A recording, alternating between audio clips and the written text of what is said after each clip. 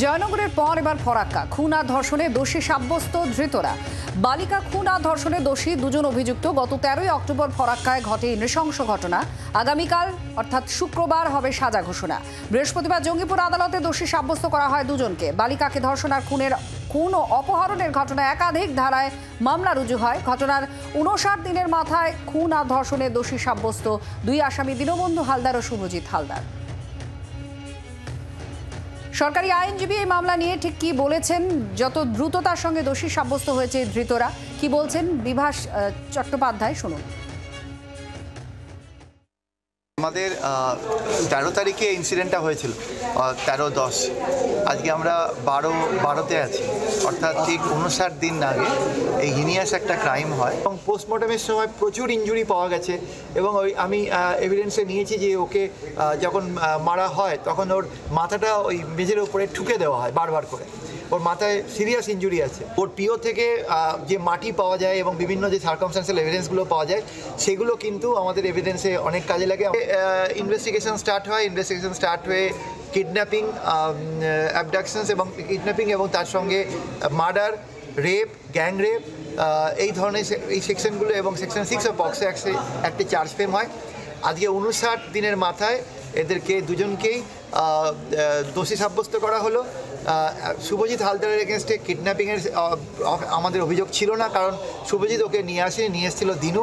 তার জন্য কিডন্যাপিংয়ের অফেন্সটা শুধুমাত্র দীনবন্ধুর ক্ষেত্রে, বাকি সমস্ত অফেন্সগুলো দুজনের ওপর ইকুয়ালি অ্যাপ্লিকেবল হয়েছে। কালকে আমাদের সেন্টেন্স পয়েন্টে হেডিং আছে, যতগুলো সেকশনে চার্জ ফ্রেম হয়েছে তার মধ্যে 4টে সেকশনের ম্যাক্সিমাম পানিশমেন্ট আছে ডেথ সেন্টেন্স। আরজিকরের ঘটনায় যেখানে এখনো বিচার চেয়ে পথে নামছেন আন্দোলনকারীরা, সেখানে জয়নগর আর এই ফরাক্কার ঘটনায় বিচার দ্রুততার সঙ্গে সম্পন্ন হয়েছে। রাজনৈতিক দলগুলোর কি প্রতিক্রিয়া রয়েছে, শ্রমিক ভট্টাচার্য বিজেপি রাজ্য মুখপাত্র কি বলেছেন এবং শাসক দলের মুখপাত্র কুণাল ঘোষের বক্তব্য শুনুন। ধর্ষণের ঘটনার বিরুদ্ধে চরম শাস্তি হোক, এটা বিজেপির দীর্ঘদিনের দাবি।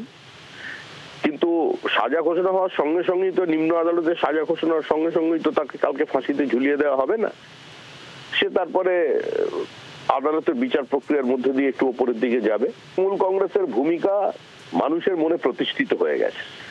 আপনি 60 দিন কেন 6 দিনের মধ্যেও যদি সাজা ঘোষণা করে দেন, তারপরেও আরজিকরের স্মৃতি ভারতবর্ষ কেন পৃথিবীর মানুষের মন থেকে মুছে যাবে না। মানুষকে দীর্ঘদিন ভুল বোঝানো যায় না। সত্য সাময়িক প্রতারিত হয়, কিন্তু পরাজিত হয় না।